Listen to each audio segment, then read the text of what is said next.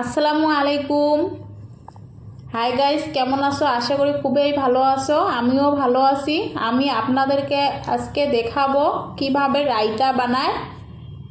এই রায়তাটা বানানো তো খুবই সহজ, খেতে দুর্দারুণ লাগে। একবার বানালে বারবার খেতে যাবেন। যেহেতু বিরিয়ানি বানাইতে অনেক সময় লাগে, আর এই বিরিয়ানির সাথে তো রায়তাটা লাগে, তার জন্য কম সময়ের ভিতরে কিভাবে রায়তা বানায় আমি এই ভিডিওর মাধ্যমে আপনাদেরকে দেখাবো। ভিডিওটা স্কিপ না করে শেষ পর্যন্ত দেখতে থাকবেন। আমি প্রথমতে 500 গ্রাম টক দই নিয়েছি। দইটা প্রথমতে ভালো করে ফেটে নিয়েছি। তারপরে আমি দিয়ে দিয়েছি গাজর, গ্রেট করা গাজর, টমেটো, পরিমাণ মতো পেঁয়াজ, আর এখানে আমি শসা দিয়েছি। শসার বিচিটা দেইনি, ওটা দিলে দইটা ফেটে যায়। তারপরে পরিমাণ মতো লবণ, ভাজা জিরা দিয়েছি হাফ চা চামচ, আর কুচানো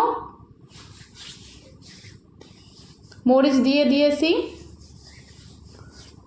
আপনাদের পরিমাণ মতো সবগুলো দিয়ে দিবেন। দেওয়ার পরে আমি ভালো করে মিশিয়ে নিচ্ছি। দেখতে পাচ্ছেন সব একসঙ্গে মিশিয়ে নিচ্ছি। এভাবে রায়তা বানালে বারবার খেতে যাবেন, এত সুন্দর হয়েছে। এভাবে বানে ফ্রিজে রেখে দিবেন, অনেক সুন্দর খাইতে, অনেক সুন্দর ভালো লাগে। হাতে সময় নিয়ে এভাবে মিশিয়ে নেবেন। রায়তাটা যত মিশাবেন অত খাইতে দুর্দারুণ লাগবে।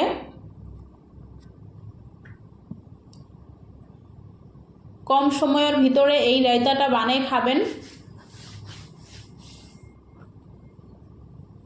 ভিডিওটা ভালো লাগলে লাইক কমেন্ট করে দিবেন, আর প্লিজ আমার চ্যানেলটা সাবস্ক্রাইব করে দিবেন। সবাই ভালো থাকবেন, সুস্থ থাকবেন। সবাইকে আল্লাহ হাফেজ।